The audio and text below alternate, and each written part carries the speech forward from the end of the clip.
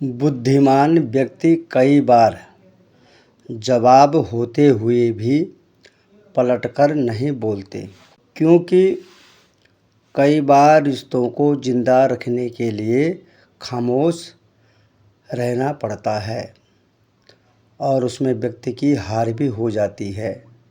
तो दोस्तों नमस्कार, मेरे YouTube चैनल में आपका हार्दिक स्वागत है और आप सभी मित्रों को मेरा कोटि कोटि सादर प्रणाम, नमस्कार।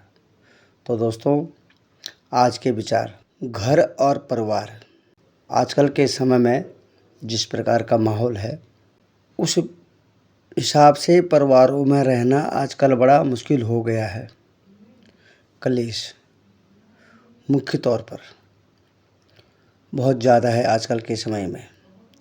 तो दोस्तों, कुछ घर ऐसे भी होते हैं या कुछ लोग उन घरों में ऐसे भी होते हैं जो अपने परिवार को बचाने के लिए, जो परिवार की एकता, मर्यादा, अखंडता को बचाने के लिए उनके पास जवाब होते हैं, लेकिन वो अपने परिवार को बचाने के लिए कुछ बोल नहीं पाते हैं, चुप रहते हैं, अपनी हार मान लेते हैं। और दोस्तों, बहुत अच्छी बात है,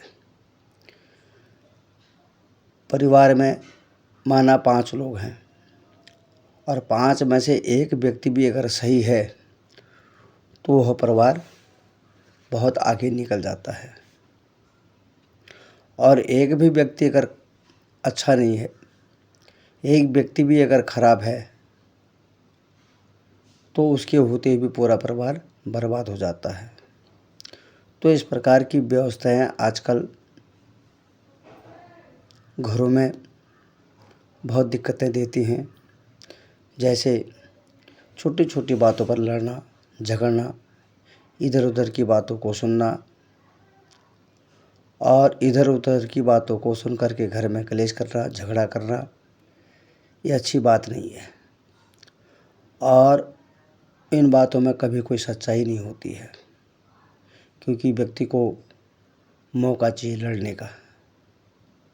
लड़ना है, झगड़ना है, परिवार में विघ्न बाधाएं लानी है, परिवार को परेशान करना है। और इन्हीं में से कुछ लोग ऐसे भी होते हैं जो बहुत ही ईमानदार होते हैं, बुद्धिमान होते हैं। वो अपने परिवार को बचाने के लिए उन्हें बहुत संघर्ष करना पड़ता है। बहुत से ऐसे शब्द होते हैं जिनको सीने में दबाने पड़ते हैं और अपनी परिवार की रक्षा करनी पड़ती है। तो दोस्तों, बहुत अच्छी बात है, ऐसे लोग अगर आज भी हमारे घरों में हैं या हमारे देश में हैं, तो हम लोगों के लिए बड़ी सौभाग्य की बात है। ये भी एक संस्कार है। घर में 4 भाई हैं, एक भाई बहुत ही नेक है और 3 भाइयों की आदतें गलत हैं, लेकिन एक नेक भाई के कारण अन्य 3 भाइयों का भला हो जाता है। तो ये भी एक तरह के एक विचार होते हैं, सामंजस्य होता है। घर के अन्य सदस्य लोग ये समझते हैं कि हम भी इसी परिवार के हैं, हम भी इसी परिवार का अन्न खाते हैं, और यह जो हमारा भाई है ये भी इसी परिवार का है, इसी परिवार का अन्न खाता है, इसके अच्छे विचार हैं, तो हमें भी जो है इसी के विचारों को क्यों नहीं अपना लेना चाहिए। तो हमको ऐसे विचार अपना करके अपने परिवार को हमें आगे बढ़ाना चाहिए, जिससे कि हमारे परिवार को किसी भी प्रकार की कोई समस्या ना हो। और कहीं कहीं पर दोस्तों खामोश भी रहना पड़ता है परिवार के लिए, अपनों के लिए। नहीं तो आजकल क्या होता है, छोटी सी छोटी बातों पर बहुत परेशानियां हो जाती हैं, बहुत दिक्कतें हो जाती हैं घरों में, घरों के बंटवारे हो जाते हैं और तीसरा व्यक्ति इसका पूरी तरह से फ़ायदा उठाता है।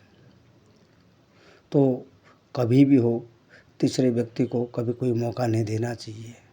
हमारा परिवार है, हमारा घर है, तो इसके बारे में हमें को सोचना चाहिए। बाहर का व्यक्ति आपको आकर के खर्चा नहीं देगा, खाना नहीं खिलाएगा आपको, एक दिन खाना खिला देगा, एक दिन खर्चा करा देगा आपका, एक दिन आपको गलत रास्ते पर ले जाएगा। बस उसी में सब कुछ ख़त्म हो जाता है।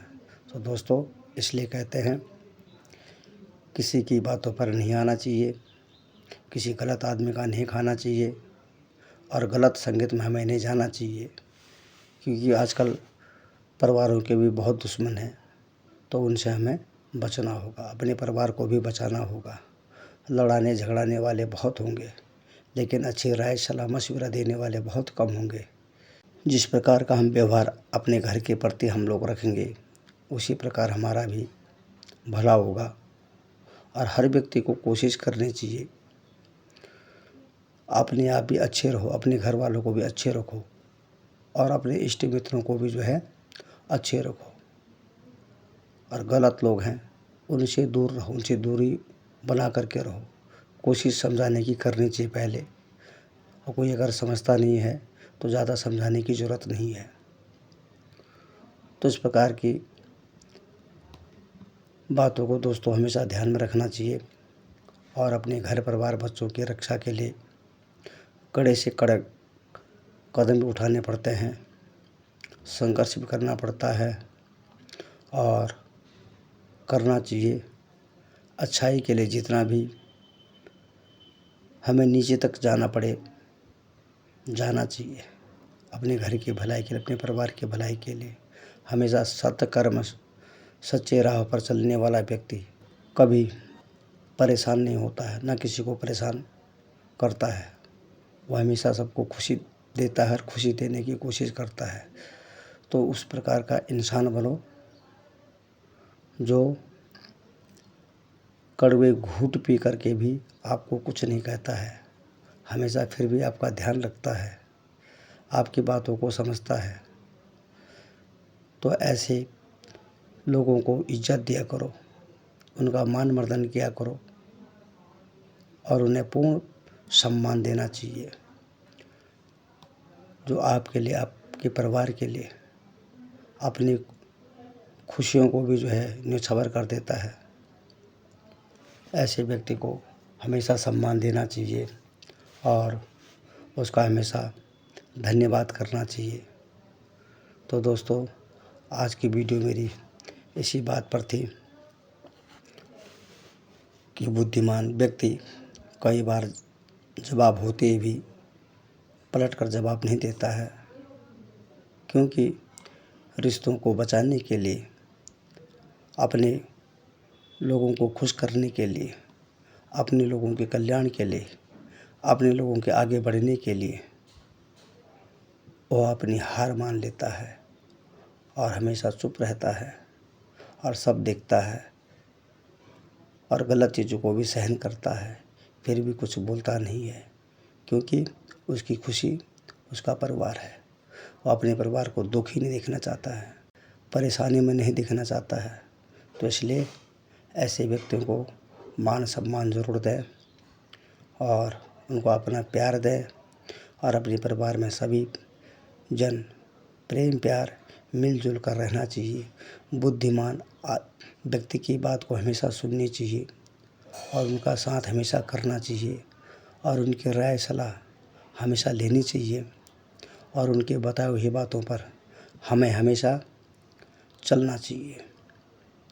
तो दोस्तों, यह विचार आपको कैसे लगे और कमेंट के माध्यम से ज़रूर बताइएगा और मेरे चैनल को लाइक सब्सक्राइब ज़रूर करिएगा।